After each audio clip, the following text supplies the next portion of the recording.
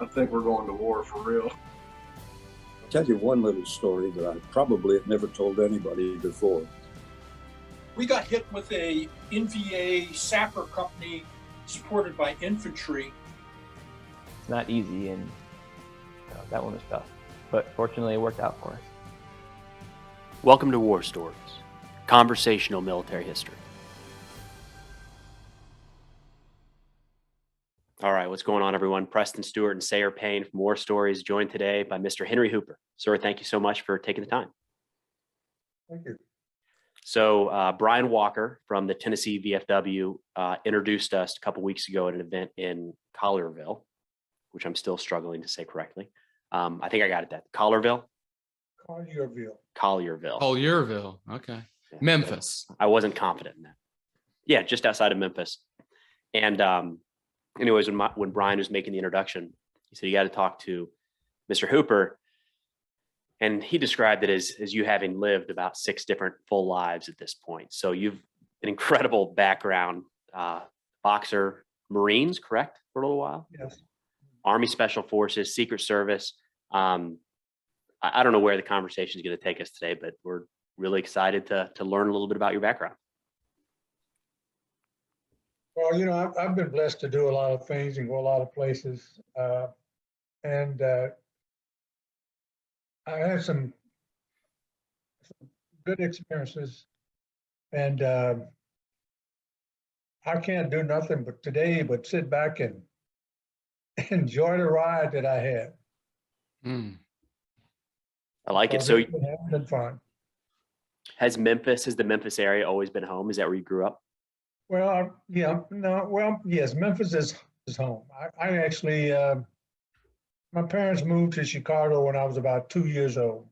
And subsequently about, when I was about 8, they got divorced and my mother she packed up and moved her kids and her 7 kids to Memphis. And I'm the oldest. So we went back to Memphis, and that's where I grew up until I was got this big idea that I wanted to go into the military. And then, so what years are we talking about, Henry? Like when you were growing up, like what year were you born? And I was born in 1939. 1939, back in the days of segregation. Here in the South, in Chicago, I grew up in a sort of mixed neighborhoods. You know, there were Puerto Ricans, there were Italians, there were everybody. We were just kids. We played and got along. And so when I was brought to Memphis, there was a culture shock because everybody was one and the same as far as I was concerned. And so I was set down by my grandmother and explained to me the difference in Chicago and Memphis. And the segregated days. And, you know, she was very wise, and she made sure that I was aware that I was no different from anybody else. I was no less than anybody else, regardless of color, regardless of what anyone said. And people are people. And if you treat them right, they'll treat you right, whether they like it or not. You just have to, think before you speak, and you'll be okay. And that's how I managed, and so it was a little difficult for some people, but I really embraced what was before me and accepted it and moved forward. I knew that nobody was any better than I was.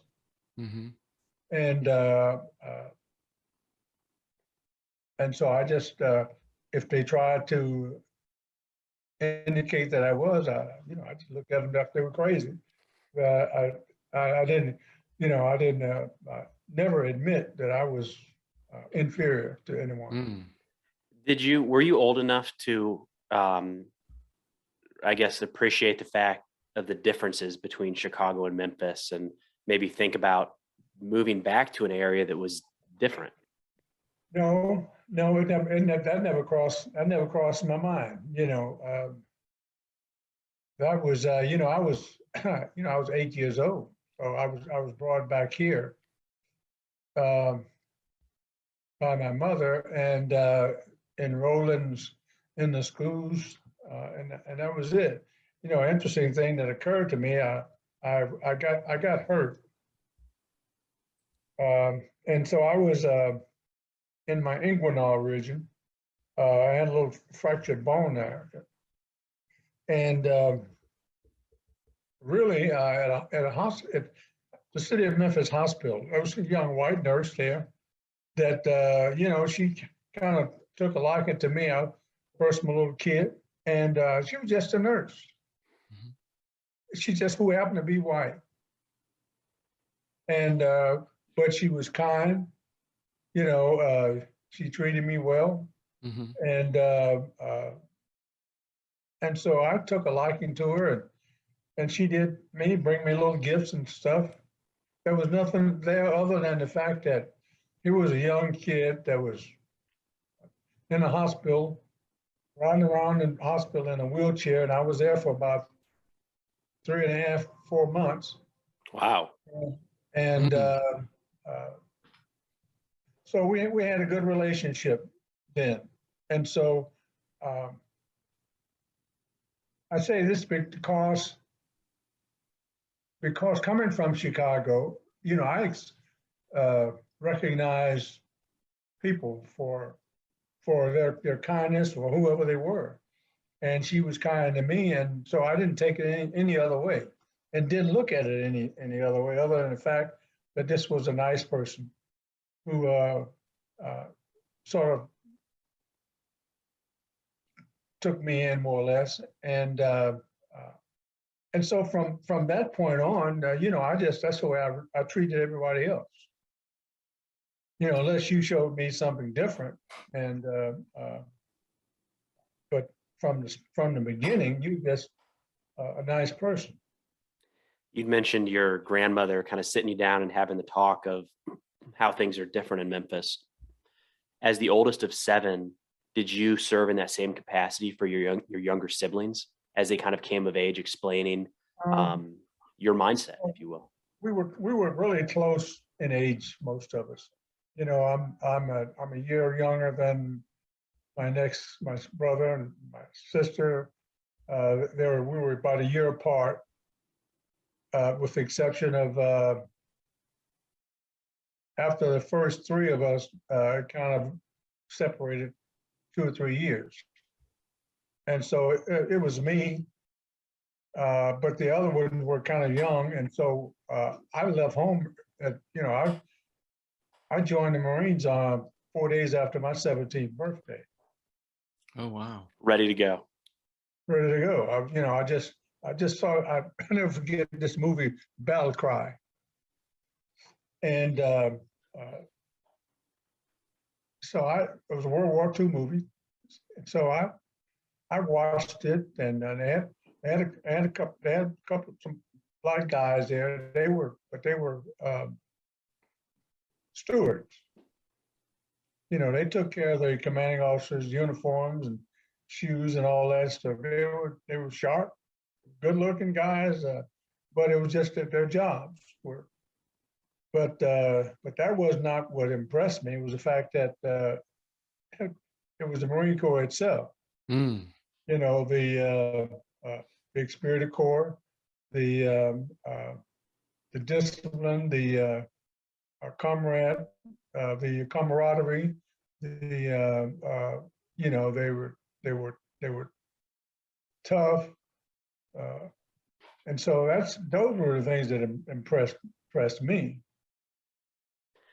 Henry, did you have any family members that served in the military at all, or is this all sort of from the movies?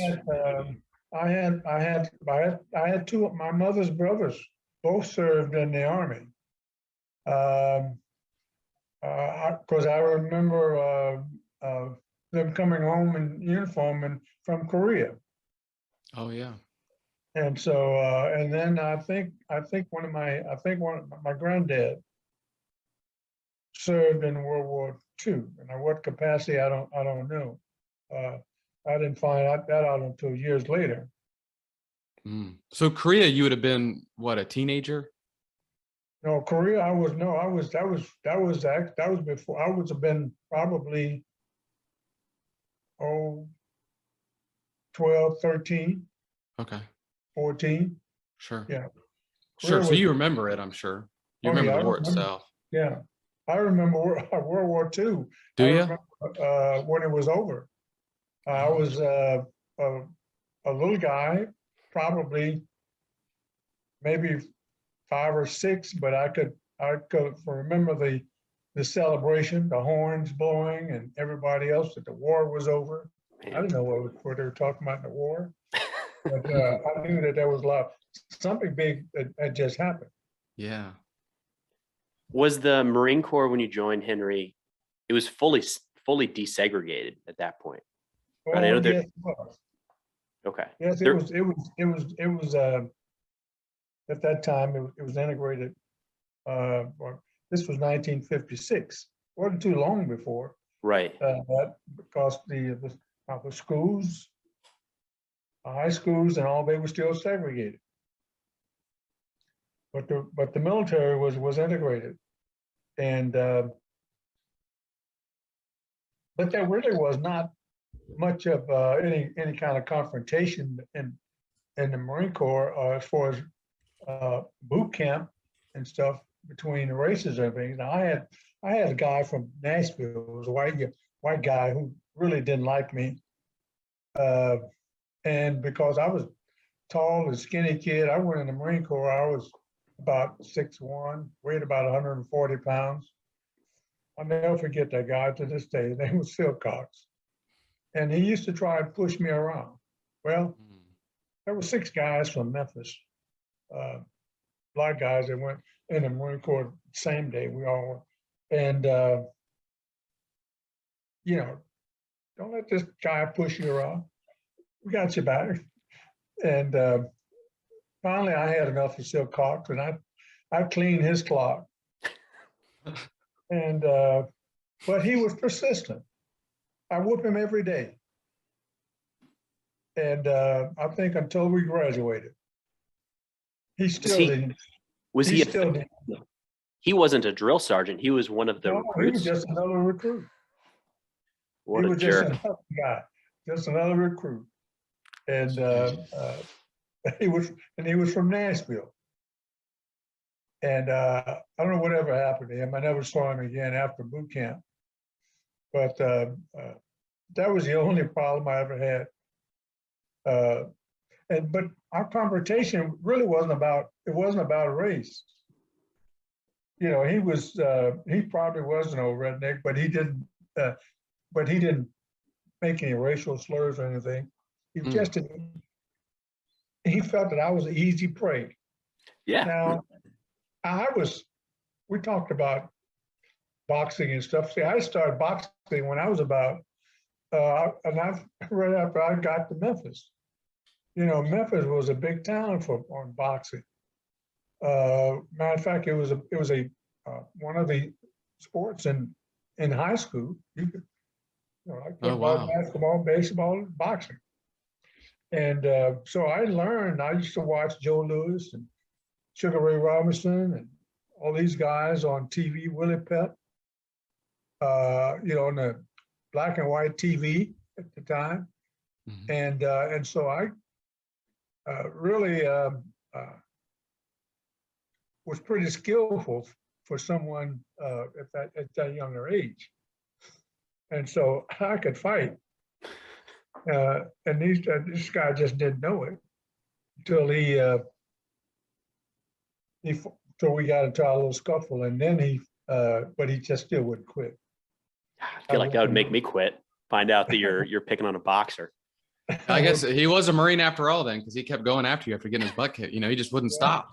I think he would have learned his lesson. And you can't, okay, we can't open up about can't talk about boxing without mentioning that boxing sort of career, I guess you had. And that would have been before the Marines, right?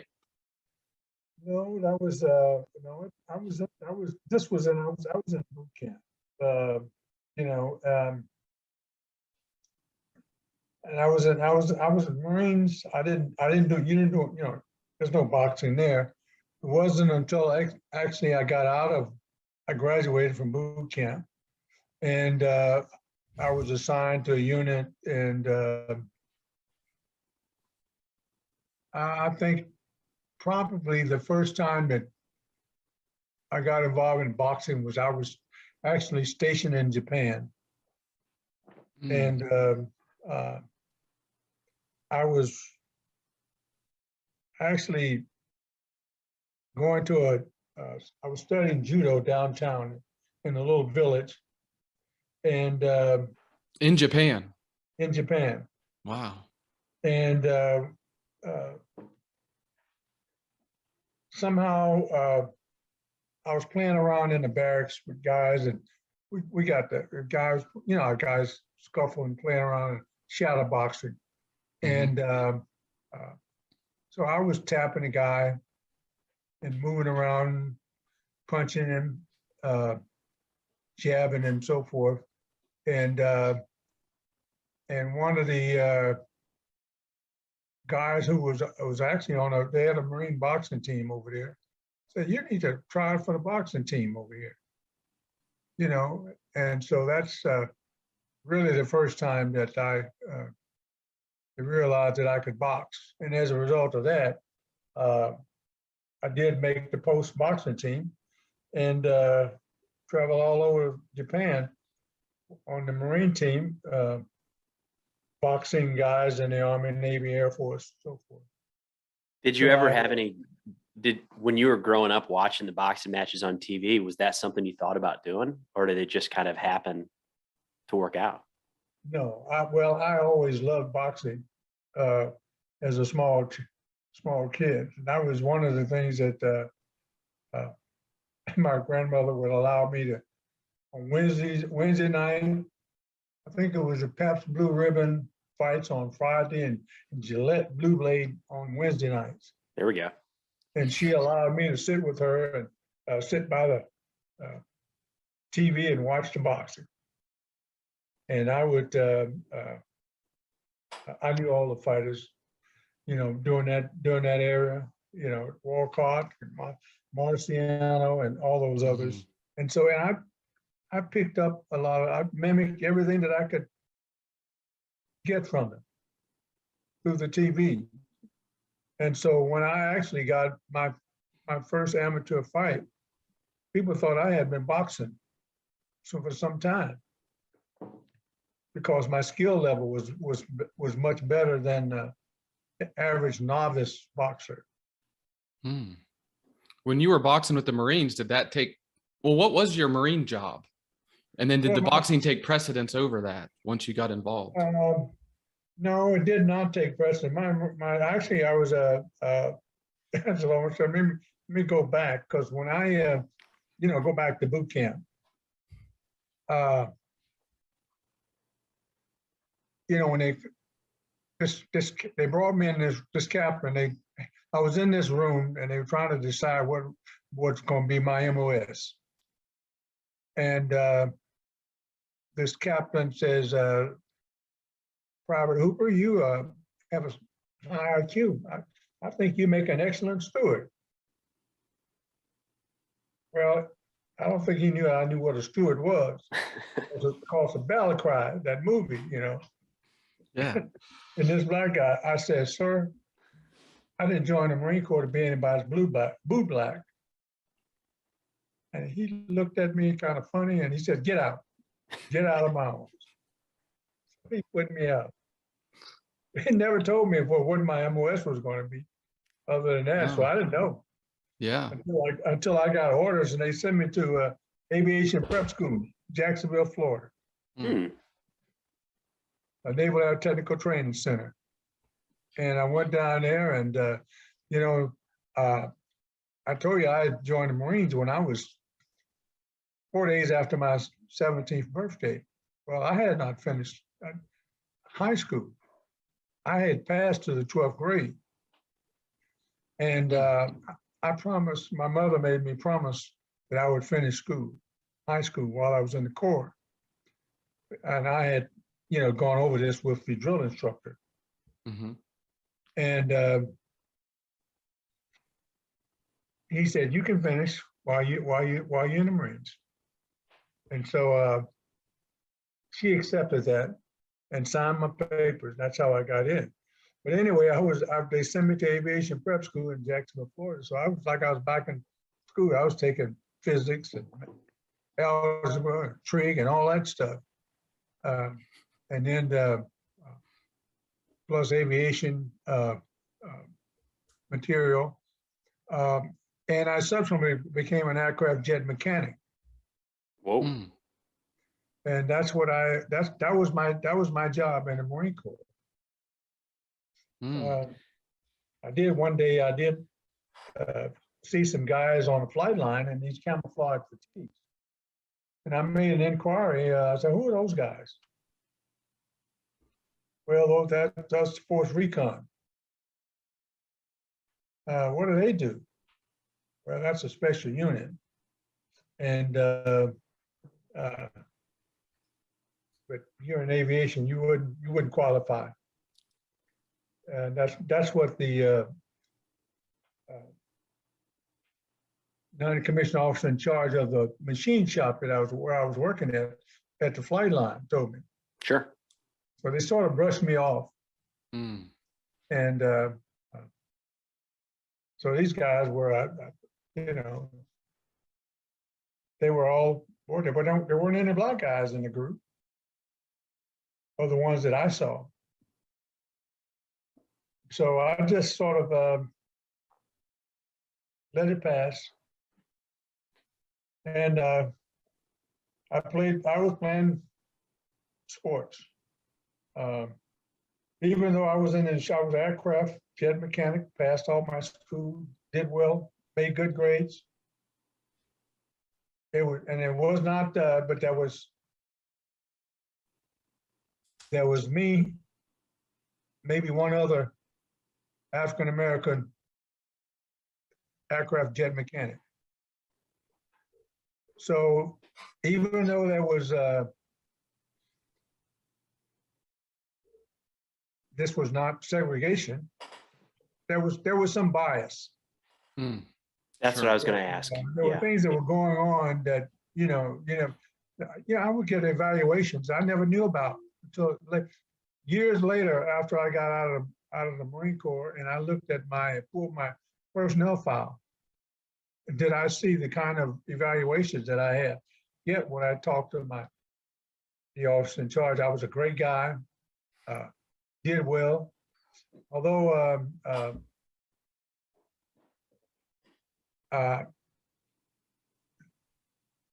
they kind of shuffled me around there, didn't do much. So I ended up, while I was in Japan, I played football, played basketball, and boxed. And this was kind of between wars, if you will. This was after Korea and before things had ramped up in Vietnam. War. Yes. And so it was, I just roll with. There's nothing you can do in those situations. I was a pretty good athlete, and so they were glad to get me to play sports, but they didn't necessarily do anything for me as far as learning my skills that I went to school for, and improving it as an aircraft jet mechanic. And if I ever had any fault of the Marine Corps, was the fact that we had some bigots there that really didn't do their job, because they had a willing and student, a young man that really could have helped, but they really didn't. And so I played sports. Like I said, I was good at most, and I came back to the States, to Cherry Point, North Carolina, and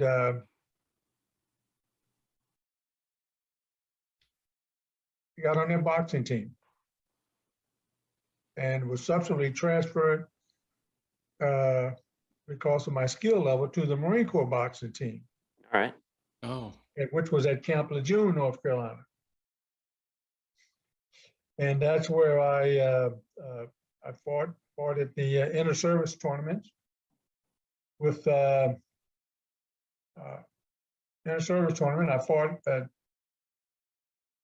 let's see, it was at Bowling Air Force Base. Matter of fact, one of my opponents there was Bob Foster. I lost a split decision to Bob. Bob later on became the light heavyweight champion of the world. It's pretty serious. yeah. Yeah.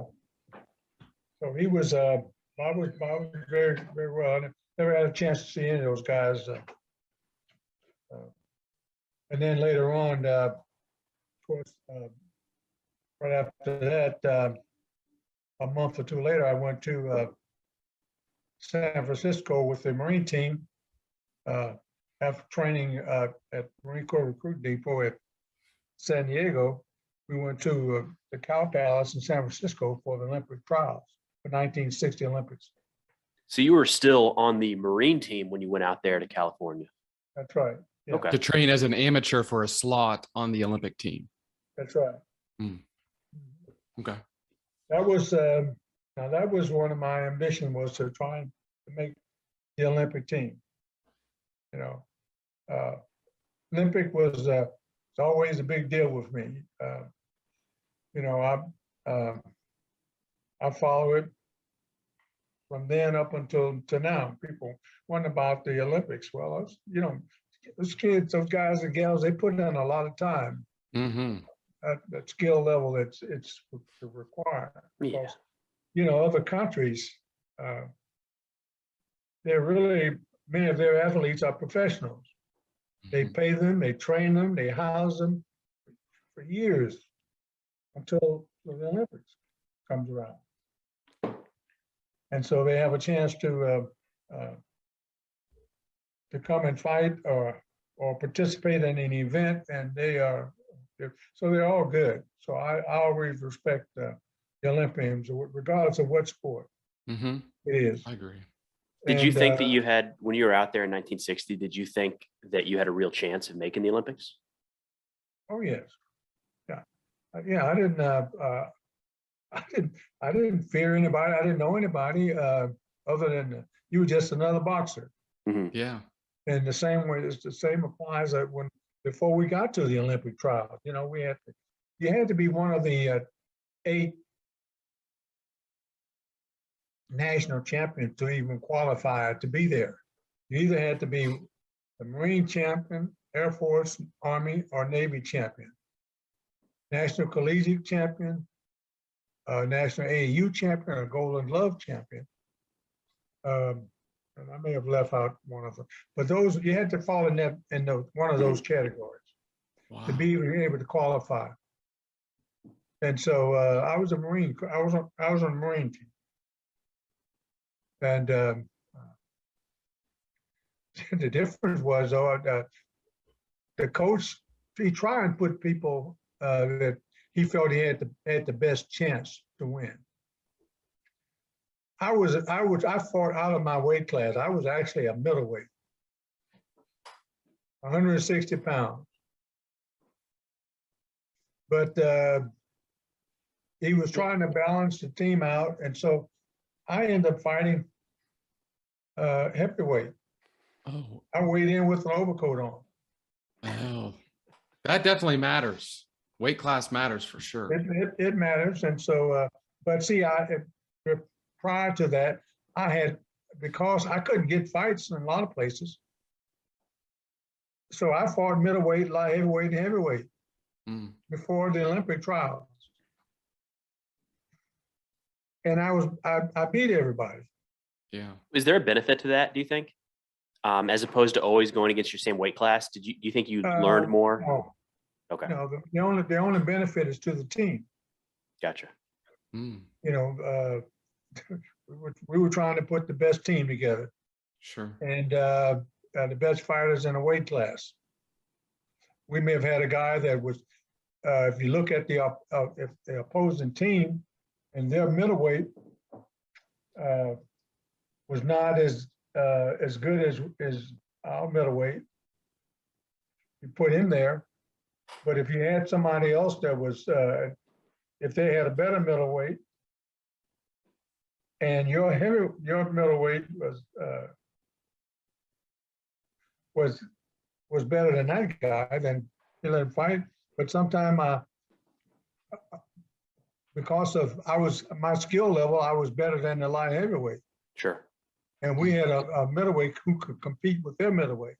So I moved up to fight, and I won. And our other guy, middleweight, won. And so that's how things were juggled around a little bit, and that's what happened to me in the trials. Probably if I had been fighting my regular weight class, I would have had a better chance to make it. Probably, yeah. Yeah. But I was, listen to my coach. Sure. So, and that's how I ended up meeting my opponents. Bigger, stronger a little bit. I don't think that they were any better skill than I was. But that's it. When you're boxing, 10, 15 pounds, 20 pounds make a big difference. Mm. And what was the weight difference there in kind of your big fight in San Francisco? Probably about 10, 15 pounds. And the Yeah, reach, all that stuff. When I fought with Cassius Clay, he was heavier. He was probably a light heavyweight at the bottom, at the top end of light heavyweight. And I have a quick question. Was he famous in 1960 yet, or is this what made him famous? No, he was famous in the amateur circuit. Okay. He was beating everybody then. Right. But I was sort of unknown to him. But Cassius and I actually had similar boxing styles. We were about the same size almost, other than he was a little heavier. But his skill level wasn't any better than mine. Hmm. And so that's the way it was. I just, Cassius later on, he got to be known more about his talking to people and his lip when he became a professional. Right. He did a little bit of that as an amateur, but not as much as, because I got a notoriety, and the people loved it, and so it just sort of edged him on to do that stuff. But he never, Sure. he didn't, he heard about my fight with Bob Foster, so he wasn't going to be mouthing off with me. Mm. And so, but anyway, we had a good fight. I made a dumb mistake that anybody with experience, you never take your eye off your opponent. And we were in a clinch, and the referee said something, and I glanced at the referee, and while you're in a clinch, you're supposed to have a mandatory one step back, and Cassius didn't step back. He just rocked back. He rocked right in my jaw, and I went down. I popped back up, and the referee, pulled his gloves together, and I guess he's trying to see if I was okay. I said, "Oh, I'm fine." Then he turned around and waved, gave him a TKO. And we only Oh. awarded him the decision, a technical knockout. And according to all of the pundits and the media there, the fight was a draw up to that point. And so Cassius went on to Rome, and I always say, got my gold medal. When did He he did change get his it. name to Muhammad Ali? Was When that did he much change- later? Is, Yeah, is that the much right later. is that the right way to Much say it? later. Change his He name? Yeah. changed his name to Muhammad Ali. Was that much later? Yeah, much later. Yeah. And, you know, I followed the Olympics after that. Because at this time, I knew all the guys on the teams. And then later on, I got out of the Marine Corps after the Olympic trials. Okay. Oh, so that was kind of last. Okay, I can get it now. The boxing did sort of take over at the very end, and you, I guess, decided not to re-enlist. You know, I decided not to re-enlist in the Marine Corps. And You so, know, what was the plan then? You know, you're getting out. You had the boxing behind you. You had the aircraft mechanic trade, I guess, right? You got those certifications. Yeah, but see, I came back to Memphis, and it was difficult to get a job. I got a job at a local hospital, the Mhm. maintenance department, cleaning floors, things like this. And this was some access. Hey, I can do better in the military. Mm. So I went in the Army.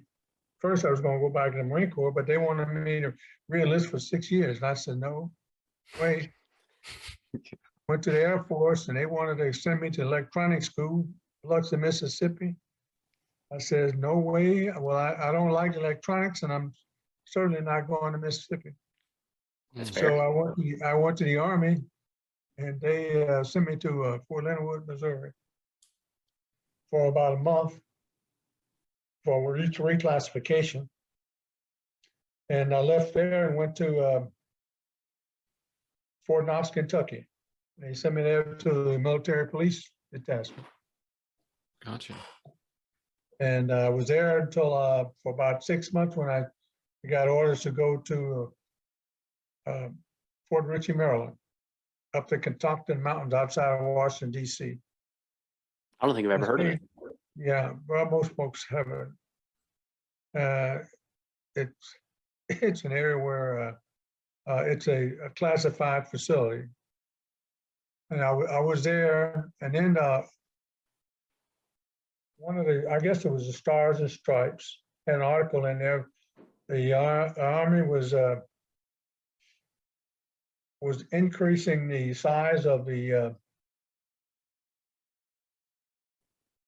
this special unit called Green Berets, and President Kennedy had just awarded them the wearing of the Green Beret.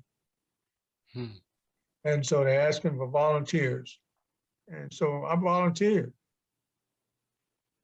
And for selection. Well, they sent me, I went to Bragg. Mhm. I And was what year? not- What year This- did you remember reading the article, and then when did you start actually going this was to probably Bragg and everything? 1961, Wow. out of 61, I think. Yeah. And they sent me there to a training group. And I was not airborne qualified. And I was come from the Marine Corps. And so before I had started selection, I had to go through jump school. And I was not a favorite child, having come from the Marine Corps. And also in the selection process for Special Forces. So any infraction, violation of any kind, it was triple Ooh. the number of push-ups that you had to do. 10 for because you were coming from, because you goofed up. 10 because you were a Marine. 10 because you came from Special Forces Training Group. Wow. And that lasted until I graduated. Makes you stronger, I guess, right? Yeah. Oh, yeah. Well, I was prepared anyway. We had a big Marine sergeant there. I'm not Marine sergeant, but big sergeant in Special Forces that had all of the all the trainees, and ran us all over Smoke Bomb Hill at Fort Bragg. And that was an area where the Special Forces barracks were, and the 82nd Airborne were located at Bragg. And this guy, he got us in shape. So when I got to jump school, I was in excellent shape anyway. Mm. So completed jump school, and then went to started selection process, and went through the first, second phase, and always sent me to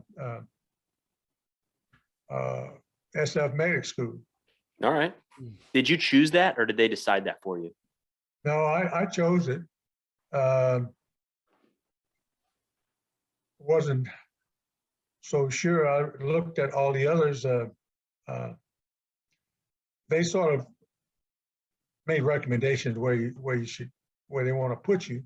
Mhm. You know, and a lot of it had to do with test scores and things like this. And so I said, yeah, I'll take it, because I was kind of leaning towards light weapons or engineering, but Mhm. so I ended up going through SF medic school. They sent me down to Fort Sam Houston, Texas, and San Antonio. Not a bad place. No, not at all. How long was that training from when you from finishing airborne school all the way through your medic training? Was that a year?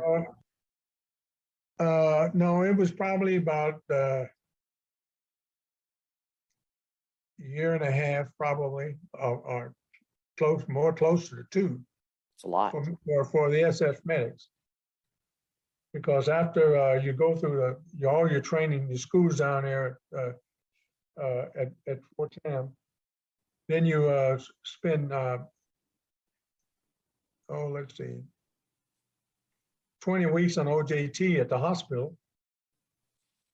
And then you come back to Fort Bragg for the surgical research lab, which is another, that's where you learn all your surgery and stuff. That's another 4 weeks or more. And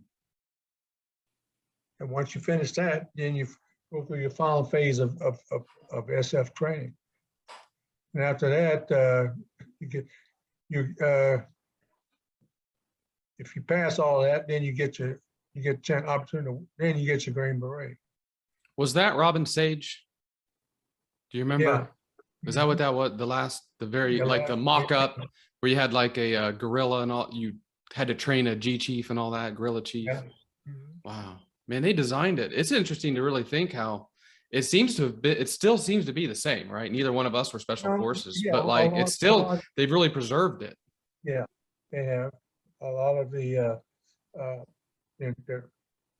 cadre there are all former guys. They were Vietnam vets.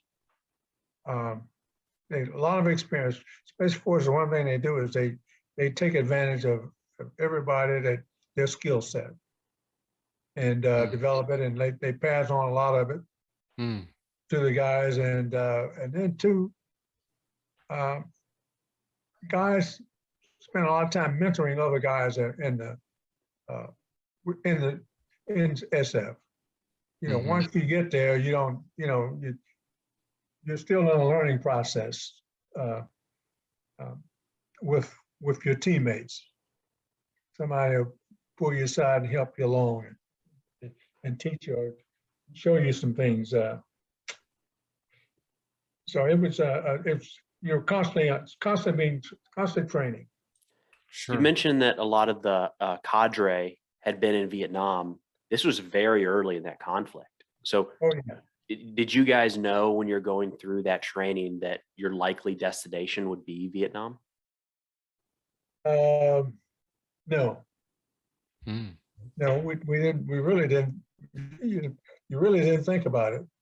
You know, it was, you know, at that time, we, Special Forces had, they had an association with other foreign governments. And I can give an example. In Burma, we had teams sent there for training. We spent time training with the British SAS.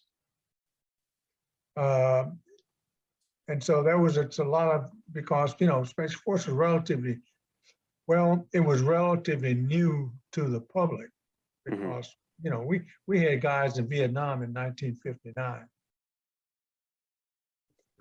But with the expansion, where a lot of people that needed to get trained. And so they were reaching out to various countries, you know.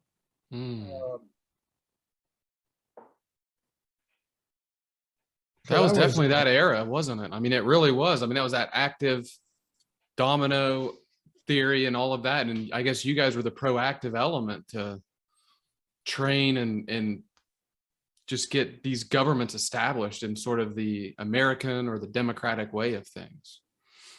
Well, a lot of it wasn't because of that. It was because they were involved in some guerrilla warfare in some of these places, and the British were there. And so these were things that we were learning to, we were really basically trying to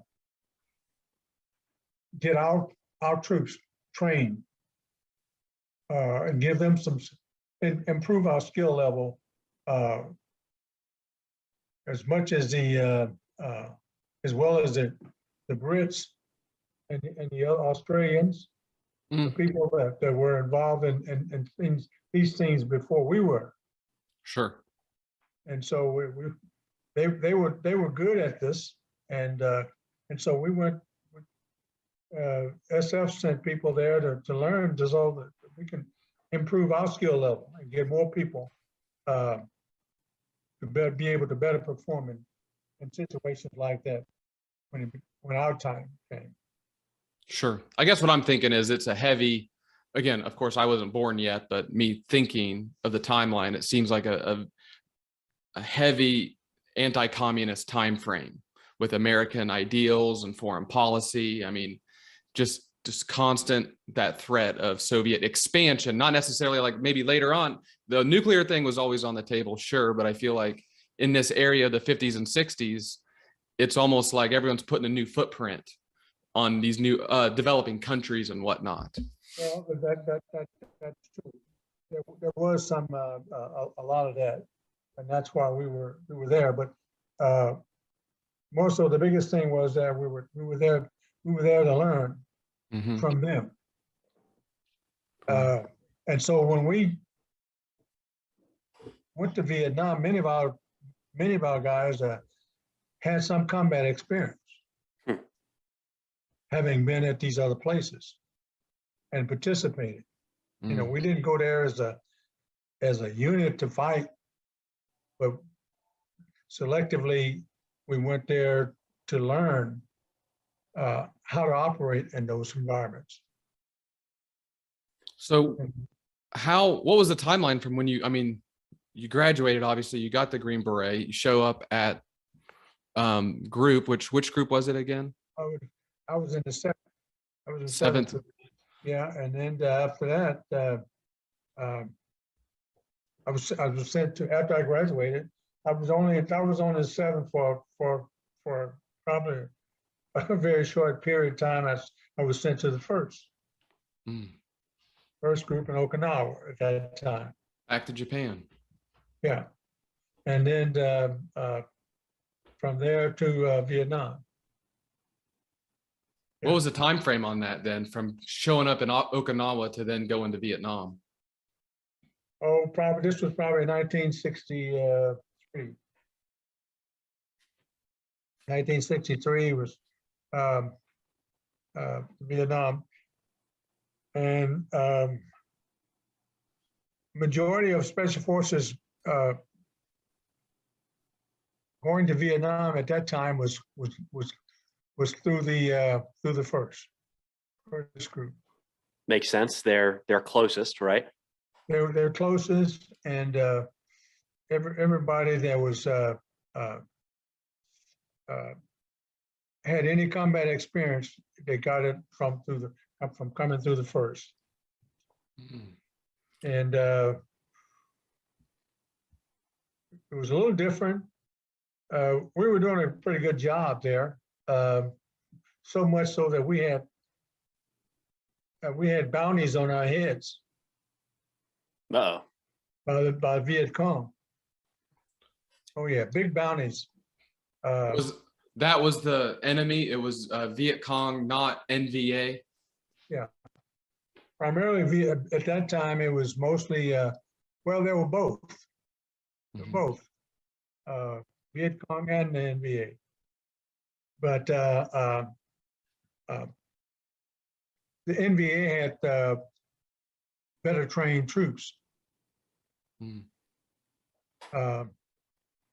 The Viet Cong were more guerrilla Right.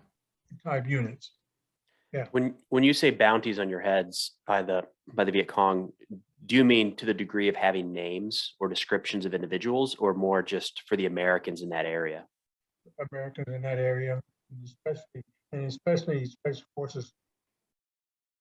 What's The that? only other Americans that were there affiliated with a combat unit were some military advisors. Maybe How s- advisor to a Vietnamese battalion or company, and or a ranger company. Other How than that, we were primarily the only combat troops there. And personally, I felt that really that's all we needed. They were doing fine, Hmm. and taking care of their country. But see, you have to look. There was a big space between the Korean War, Vietnam. There was no combat Mm-hmm. units. No, the officers didn't have any experience in combat. So everybody's looking out to. They want to get an opportunity to lead in the combat. And That's so a as a fact. result, a lot of folks were sent to, in my opinion, sent to Vietnam that they need to be there. Well, I think that's been a thing throughout history. There's a Yeah. war kicks off. People need to get their rotation through a war so they can get promoted, so they can get that experience. Right. And I don't mean that to say that it's a good thing or the right thing, but I think you're spot on, Henry. And What that's what happened. Yeah. what were you guys doing there? What was your job when you were in Vietnam? Your team's job? Well, of course, my job. Well, we were trying to root out the Viet Cong. They were heavily involved in communism over there, and we were trying to really make sure that the areas that where the teams were, we were free of Viet Cong and North Vietnamese. Of course, their efforts were to bring everybody on to communism. Mm-hmm. And so that's what we did primarily was to make sure. Now, as an individual medic, my job was to take care of my team first. If you got wounded, I was the guy that took care of you. As long as it didn't involve wounds of the head or the abdomen, I took care of everything. I did the surgery. I did the diagnosis and treatment. Same way with the villagers. I trained village health workers. I took the brightest young person from a village and taught them emergency medicine, emergency first aid. Excuse me. And then I would hold sick calls at all the neighboring villages about twice a day. Twice a day. Yeah, in the mornings and in the evenings. And, you know, I go out, I treat everybody. You didn't know who you were treating. You know, and we probably had VC sneaked in there I'm sure. because you always had sympathizers within villages. You know, they're your enemy at nighttime. They're the farmer at the day, during the day. You didn't know who they were. You try and get through your intelligence and through the Vietnamese, identify who the bad guys were in neighboring villages, but you couldn't always count on that. It makes you wonder if, you know, you're right. If instead of resorting later to the napalm and the Agent Orange and the just bombing and killing later, if they stuck to that and just expanded, because it just, to me, that is the hearts and minds, right? That is how you win it over. I feel like, I think, because not that we won him over in Afghanistan either, but you know, I know our medics treated Taliban guys that got blown up setting in an IED, probably, but you still treat them. And I do think that in the long term, that stuff will pay off. They'll see it. They don't see you as a devil anymore. You see each other as humans, for one thing. I think that's also important, and it's hard to do in war. It is. And, you know, I think probably one of the reasons I survived Vietnam was because I did treat everybody. And, you know, my job was to go out there and, you know, if it was a VC and it was known, then I'd have to handle him or her appropriately. But my first job was to give them first aid and to take care of their wounds. And so I remember we captured a guy, and during the interrogation, he says, "Oh yeah, we see him all the time." Because he Talking goes about to you? Oh yeah, talking about me. And I just laughed because he probably did. And I would, you know, if we had a firefight at a village that night, the next morning I'd hop on a Jeep and 2 or 3 of the medics would hop on there with me with our weapons, and we'd go to the village to assess what the damage were and treat any wounded. And If you you had know, to who knows evacuate, what was there. if you had to evacuate somebody for a procedure that you couldn't do yourself, how far away was that, or what was the timeline to get somebody out of there? Well, there was very little time where I had to evacuate somebody. I remember one time I had to get a lady who was having a baby. Baby was positioned wrong when I was doing an examination. And I was going to get her out, but it was at nighttime and we had to wait till the next day. But the sad part was that I could not feel a heartbeat.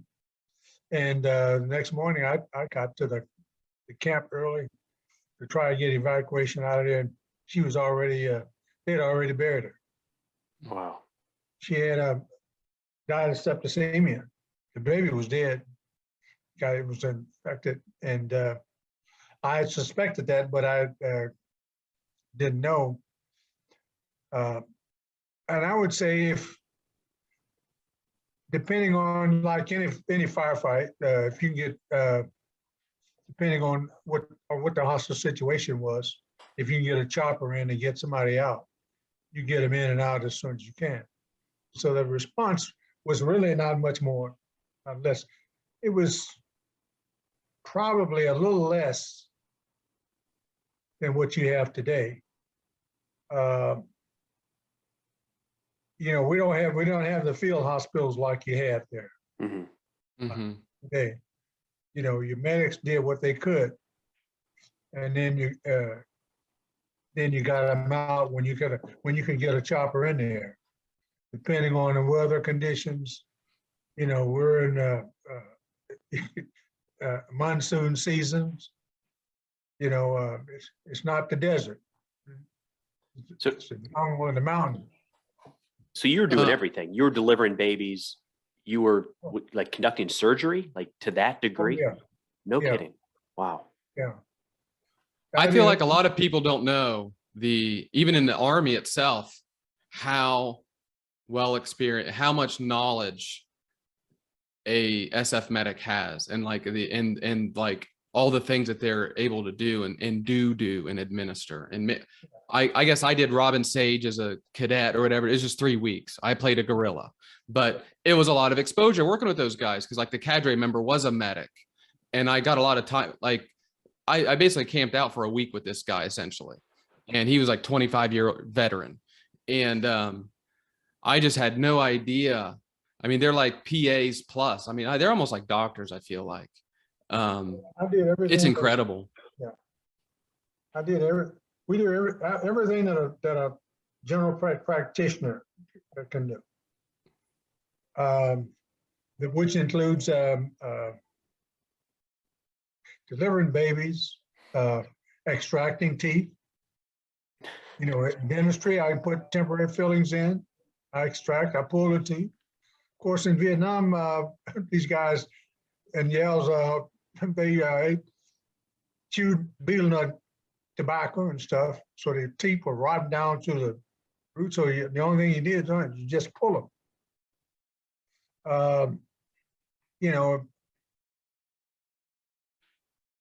I was taught obstetrics, dermatology, orthopedics,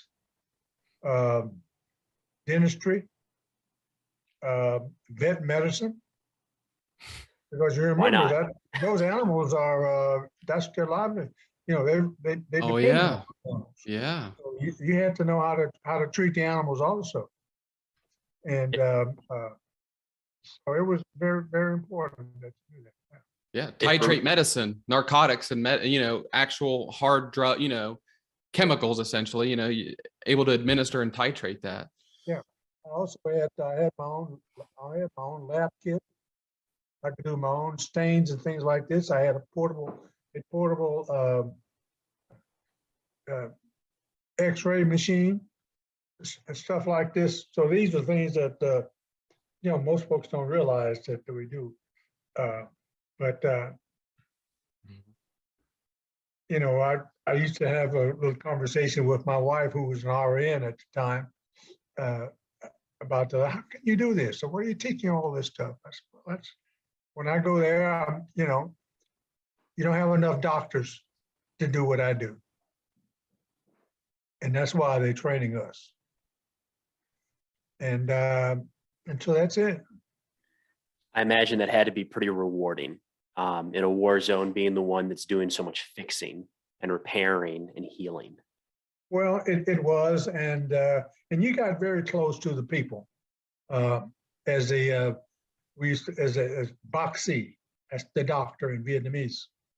They give you these little bracelets, and they have these ceremonies, and a little brass bracelet, and I occasionally will still put one on, but I had about 15 of them I used to wear out, because I would go around the villages every evening and talk to the families, things like this, kids, because there was a lot of respect for the doctor. I was a little different. I was a little different from the other guys, because I'm the guy that they see when they get sick, they get injured.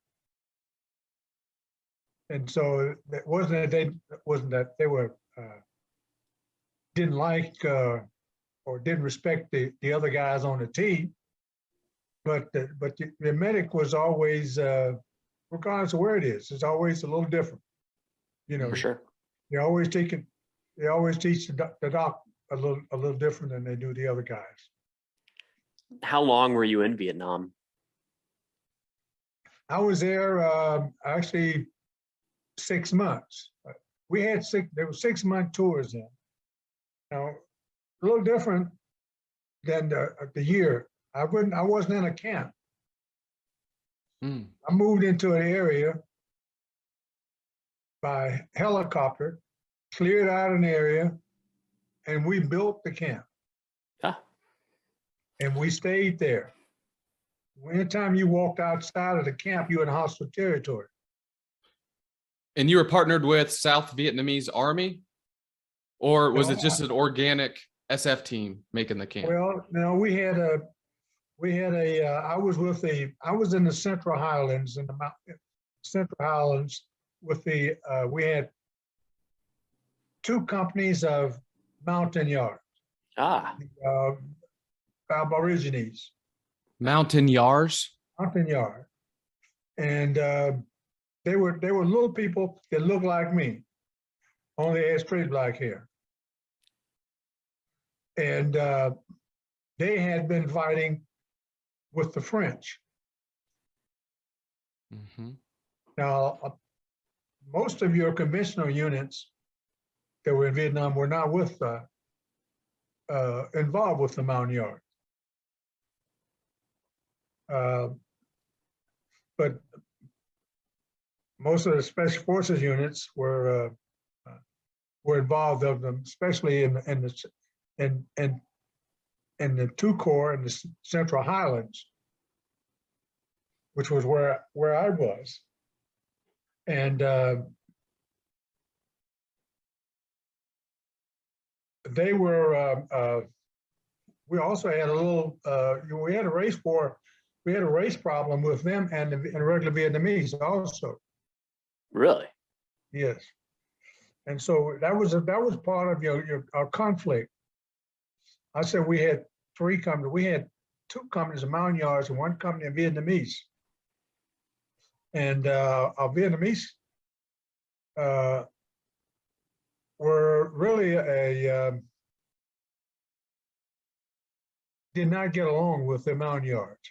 We had a Vietnamese camp commander and a Montagnard assistant camp commander. But there was sort of it was segregation in Vietnam, the same as I experienced here in the United States. Was it the Montagnards that were considered the lesser or the second class? Is that the Yes. order? Okay. That was the order.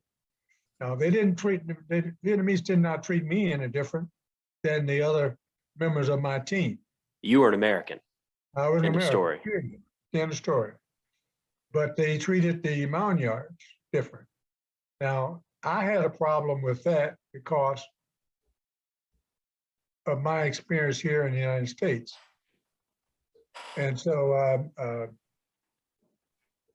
it was difficult for me at times, although I understand what was going on, but there were times when I intervened. Now, there were times when we had to go to, say, Quin Yang, which was a small town,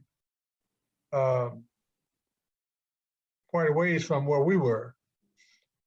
And we had to go there we had to walk for 16 kilometers just to get to Highway 1 to where we could put them on trucks and get convoyed to Quin Yang, and then which was the city. Before we arrived in the city, we had to take all the weapons from our troops before we let them go into town. Wow. Because if we didn't do that, we would have shootouts and killings, knifings. So when you say race war, you don't mean they didn't get along well. You mean violence, killing each other. They would kill each other. Wow. Isn't it, Vietnam's one of those things I'm just so ignorant of. I feel like I know somewhat, and then it's a fraction in reality. And I guess how I sort of understand it is, well, for one, it's a very old country, like thousands of years old. And so think about a tribal society that's thousands of years old. That's like Afghanistan in a way. And the ethnic clashes were extreme, and just well rooted in their society. And I guess they had warrior classes and things like that that have known to be sort of the rebels and the mountain people. I guess a lot of societies have that, right? Like the downtrodden that sort of live up in the crappy areas, the non-fertile regions, you know, they get relegated. It's almost like the Scots got that land and everything, just like they got the crappy land here in the United States. And they're known for this sort of fighting attitude. I think Vietnam is like that from some of the stuff that I've read. Well, a little bit, somewhat is like that. Although the Montagnards were more farmers. You know, they didn't invade the cities and things like this where you have a racial problem within say in Saigon or Quang Yang or one of these other towns. It was how they were treated when they came into those areas. And so that's where the problem lies. I was going to ask, were their villages left alone then generally? And then you said it's segregation. So the Montagnards are living in a certain region and that the Vietnamese people were not necessarily interacting with. It's just when the Montagnards would go to the bigger cities. Yeah. Well, because not all Vietnamese lived in the big towns. They lived and many times close with it, and they interacted with the Montagnards. It's when they got to the metropolitan areas is when they had the problems. Okay, interesting. And we had like in my camp, we had a walkout. 2 companies of Vietnamese walked out of the camp, and we almost had an uprising there. But because my team leader, who was African American at the time, and the assistant camp commander, along with the camp commander who was Vietnamese, worked it out. And but the Vietnamese camp commander, it was removed. And the Montagnard commander was left in charge. And after that, they acquiesced and things were back to normal. They came back. How did you balance that where there's a piece of that type of warfare where you say this is their culture and we're just here to advise and help them move the ball forward? You're watching this segregation saying it's wrong. I know it's wrong. How can we change this or fix this? How do you figure out where that line is? Like what was your responsibility to alter that versus figure out a way to operate within it? Well, it was it's sort of it wasn't something that I personally had to get involved with. Most of this was done through my team leader and his communicating with the 2 commanders, the Montagnard and the Vietnamese commanders. Once you got the leaders together and got them to agree to certain things,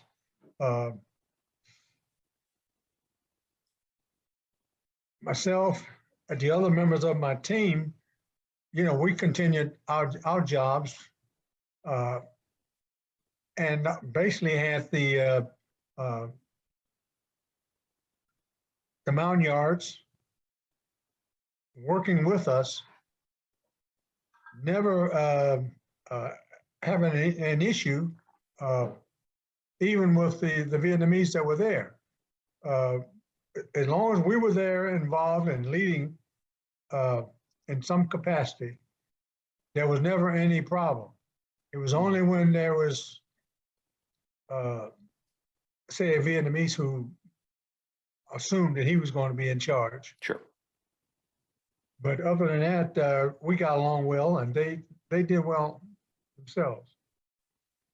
When you came back from Vietnam, you talked about how during the train up, there were so many people doing the training that had been to Vietnam. Did you do any of that, kind of passing along some of this knowledge when you came home, or what was that process like? No, I didn't get a chance to do that because, you know, as an SF medic, there's always a need. you come back and see, you could be deployed again. You know, I got back and the next thing I know, I got deployed to Dominican Republic. Did you know that you wanted to stay in the Army? Like, I do have a question. Before you hit Dominican Republic, when you came back you had the Vietnam experience, you deployed, combat, everything there, all that experience. When your mindset coming home, I mean, I'm sure you had term left in your commitment, but what was your kind of mentality? Hey, Army wise, I'm going to keep doing the SF thing, or? No, at that time I was still committed to the military. Mhm. And as a matter of fact, I think I re-enlisted. I know I did. I think I re-enlisted while I was in the Okinawa and the first group for another 3 or 4 years, I think. I see. And yeah, I re-enlisted. And at that time, when I was in Vietnam, they offered us, a bunch of us, commissions. Ah, We interviewed for a commission. And I think there were about probably 15 because like we said, this was the first, we had no junior officers with any combat experience. They were all in SF.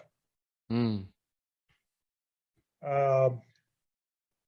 Everybody in Special Forces qualifies for OCS because that's part of the selection process. The requirements were the same. oh, okay. And so when I asked him, I said, well, am I coming back to Special Forces? No, you're going to the 82nd Airborne or the 101st. And I said, thank you, but no thank you. As most of the guys did. Yeah. We had, a couple of guys went but later on, we did get a few guys to go and to OCS and come back to Special Forces. Now, we didn't have second lieutenants in SF. Sure. I don't think they have many today either. You had to, unless you were a former enlisted man. Say, for instance, you were sergeant and you went to OCS and you could come back Oh, okay. to a team as an XO, but you could not, we didn't take second lieutenants right out of West Point or Makes sense. Yeah. ROTC or somewhere, Sure. Sure. And so that's, but anyway, we had many guys nobody wanted to go. Years later on, I was going to try to get a warrant commission, and I actually got accepted for a warrant commission in the CID Corps. Interesting. But the Special Warfare Center had other plans. And so they put me on another deployment. But going back to Dominican Republic, yeah, they had I went on a split team with 5 Mexican or Cuban guys collecting intelligence in the Dominican Republic. I ran a doctor's office down there. Huh. That's unique. And so those are the kinds of things that you asked about medics. You know, you be on a team and there's always a need because most of the guys in SF were staying with the exception of medics. So they were getting out, going to med school or whatever. And so I went to the Dominican Republic there and did that deployment, and then came back and decided I was going to get a warrant commission, and I got deployed again, this time to Thailand. We had troops along the Thai-Laotian border. Oh, okay, yeah. Yeah. I had one in operation in Cambodia and Laos. And I told them I would look, I only had 6 months on that enlistment. And so they said, well, let me call Special Warfare Center. Please stand by. We'll call you back in about 5 minutes. 5 minutes later, I got a call. Says, yes, so if he has over 30 days to do, and 4 years of service, mission takes priority and gives commission when he gets back. So they sent me. to Mission takes Thailand. priority. Yep, and so 6 months later, I said goodbye. Was the That was- Dominican a 6 month or 2? No, the Dominican was only, that was only for 2 or 3 months. Yeah, that got, they squashed that right quick down there. And we came home. What was the Thailand Laos gig? Well, that was a classified assignment down there. Mm. You know, when we went there, most folks don't even, they think about, everybody's thinking about Vietnam. But they didn't realize we had other people, we had troops in other places in harm's way, as we do today. Sure. Sure. Yeah. Or they only think about Afghanistan or Iraq, but we got people in South America Oh yeah. that's down there, that's on the hostile fire also. Mm-hmm. You know, we always have guys. SF always has guys somewhere around the world. That's what I wonder as compared to like today. I have the impression, but I don't know, right? But like I feel like, yeah, the guys in Iraq and Afghanistan, they, you know, you're living out, you know, you're living outside the wire essentially, but at the same time, they have a lot of resources at their disposal with they're like kind of top priority with the radio and all these different assets. Yeah.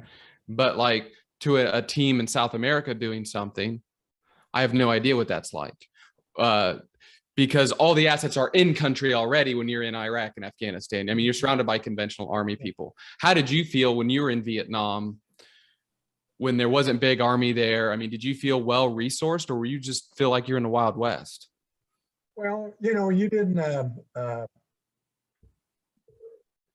you couldn't compare it just what you have today within, because you had to accept what was available to you, and you had to make do. You know, the resources that we have today that was unheard of. You know, you asked about how long would it take to evacuate somebody out there. You know, the resources today is a lot different from it was then. You know, and so we had nothing to compare with. We just had to operate with what we had, and that's what that was a good thing about that I learned in Special Forces. You learned to make do with whatever you had. You couldn't if you didn't have it, you would scheme, steal, whatever it took to get the equipment or get the job done. And so you had to make your own resources. And, I like it. and that's what makes them good. You know, it's there's no school solution. A lot of it is trial and error, and what you have experienced based on the experiences you and your teammates have had. Not afraid to give it a shot. You know, No. I think that's my favorite memories of deployment is we lived in like this mud hut. Preston and I both did, like this mud Pueblo style building that we constantly improved, though, to where by the time we left, it had like, you know, generators and satellites on top, but we were figuring it out the whole time. You know, a guy that was a little bit older was like a truck driver in the past. And so he knew how to operate. We would acquire machinery, or people would leave machinery, and we would kind of acquire it, and he would be able to use it and build things. And like I had guys that, because of the recession, were like construction workers before they enlisted. And so they, you know, they were handy and carpenters, and like everybody's like just trying to figure it out. I mean, to me, those are the main memories. It's not necessarily the missions and all that stuff. Well, that's what we did, you know, and that's the kind of guys that you want, because it's not always the school solution about anything. You've got to, Mm-hmm. you know, you've got to have a little ingenuity to get things done. And Well, Henry, yeah. I can say, as we start to wrap up here, is there anything we didn't ask about that we should have? No, you know, of course, you read the article in the VFW magazine. And we'll put that link in the description so folks can check it out. Yeah. Yeah. Most of that, my Secret Service experience, you know, that came after, you know, I was really engaged in the civil rights movement later on, right after I got out. Riding squad car, going to school full time. And that's, yeah, you got out in what year? And you got out at Memphis, right? Yeah. Yeah. I got out in 1967. How did that feel to be a war combat veteran, African-American coming home, you know, everything going on in the country? Again, for someone who hasn't lived it myself, to just read about whatever information they put in the textbooks, I just couldn't imagine, you know, you lived it, firsthand experience, and already worldly traveled and experienced prior to it. You weren't just some 17, not that it matters if you're a 17-year-old kid, because that's still firsthand real experience, but you had a different perspective, I would have to imagine. Well, I did have a different perspective, and you know, I was not one to sit back and not say anything. I was a deputy sheriff. I worked out at the Memphis Police Academy every day, so I knew a lot of policemen. I was going to Memphis State University full time, taking 21 hours a semester, because my goal was I needed to get a degree so I could become a federal agent, and I needed to do it as fast as I could. And so during the assassination of Dr. King, I'd been riding a squad car. As a matter of fact, I rode into the Lorraine Motel right after he was shot. And then right after that, that's when all hell broke loose. And we were getting sniper fire all over the cities. We had to escort fire trucks because they were getting sniped at. And but here's where my combat experience came in, is that the people that I was riding with, they were so afraid because of being shot at. Yeah. Well, I was, you know, I didn't want to be shot, but I was a little more aware of how to act. Mm-hmm. Yeah. And so Sure. forth, when I see guys hiding in a squad car. And so, but anyway, there were situations where police abused a few people, and I initially didn't say anything. I was waiting on a commander to take care of the situation, and he didn't say anything. So that from that point on, I intervened and took charge. And the guys had a few racial slurs about me, but they never said anything to me about it, because they called me super nigger. And I says, I can't help cause I'm good. And that diffused the situation. And after that, I had never had any problem. The guys I worked with, I mean, I was working on what you call squad teams now, but we had 4-man cars. 4 cars in a TAC unit. I was the only black guy. Mm. So you can recognize that situation. Yeah. And when I just took charge, nobody said anything. They just stood there and looked. Now, that was because of my intestinal fortitude and training that I'd had previously Sure. in the military. And so, and that's the way it was. And many of those guys, those officers that I work with, longtime friends even today. And so, anyway, I got my degree and became a Secret Service agent. And the rest of the history, you know, I've worked probably four presidents, but I was at the White House with Presidents Ford and Carter. But I've worked Reagan, Bush,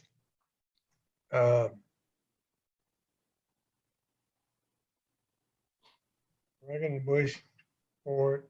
I've worked all kinds of foreign dignitaries and heads of foreign governments. I worked Dr. Kissinger, Secretary Treasurer Simon, and plus Pope Paul. All right. Oh, really?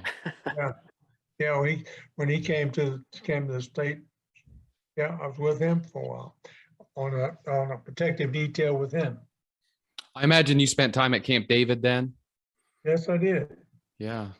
I spent time at David in the nice summer days, and then the freezing days up there. Because that's up there in the Catoctin Mountains. When I told you I was at Fort Ritchie, Maryland. Mhm. Mm-hmm. Well, they're in the same area.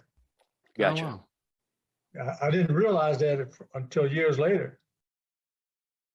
Is it serene there? Is it peaceful area? Yeah. Yeah, it is very serene, very peaceful. In fact, if I was the president, I'd probably be there most days. Yeah. Weekend. He has a 3 or 4 hole golf course right there. So you walk outside and practice your chip and putting. That doesn't sound too bad. So it's nice. Yeah. It's nice. So it was, you know, that then I was back in the field office. Like, you know, after I left Washington, I was back in the field office working criminal work. You know, most folks just think of Secret Service as protection of the president, Sure. but Secret Service is also involved in anything that has to do with U.S. securities, money, Okay. counterfeit money, counterfeit food stamp, postage stamps, electronic funds transfers, all these things involve money, comes under Secret Service. I wonder if they're big time used today at the cryptocurrency stuff. I wonder it would probably be them, wouldn't it? Well, if it's counterfeit stuff like this, now I don't know what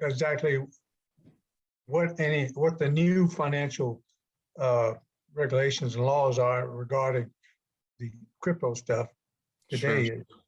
Sure.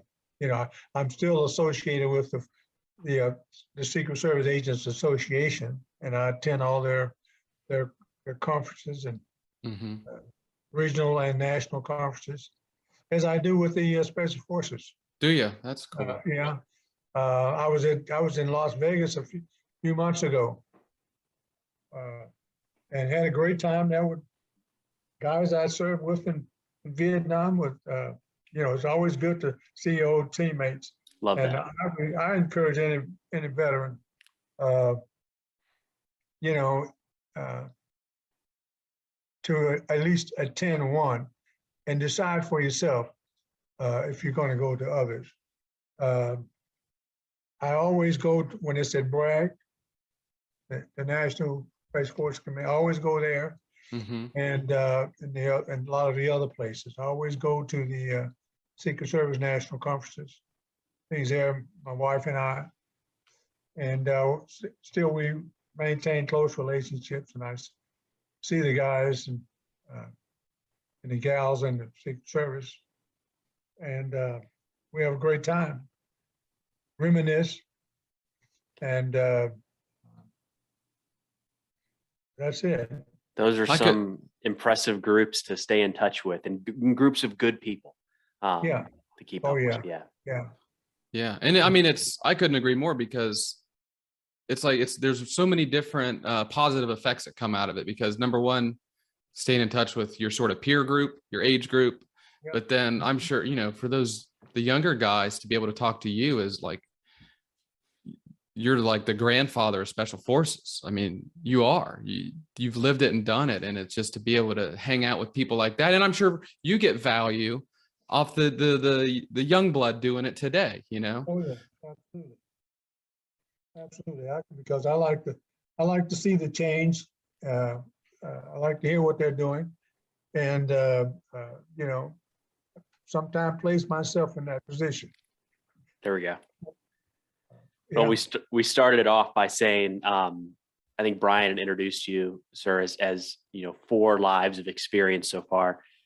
And now I'm going to disagree. It's like 6 or 7. That's an incredible life you've already lived. And just want to say thank you so much for everything you've done, everything you continue to do. And thanks for taking the time to talk to us for a little bit today. Well, I thank you and both you guys for this kind of opportunity to really share my experiences with people. It's not always about blood and glory and shoot 'em ups and stuff, Right. but to get the human interest side of what happens and what you've experienced, and we're not talking about firefights and all this other stuff. I mean, sure, we're all engaged in that, but we're talking about the subtle things that we did, the experiences that we've had, and that's a good thing, and that's really what I enjoy in watching these podcasts of other guys' situation. I'm not a big tough guy, but I have skills that I've acquired over years. You don't brag about what I did during this situation or that situation like that.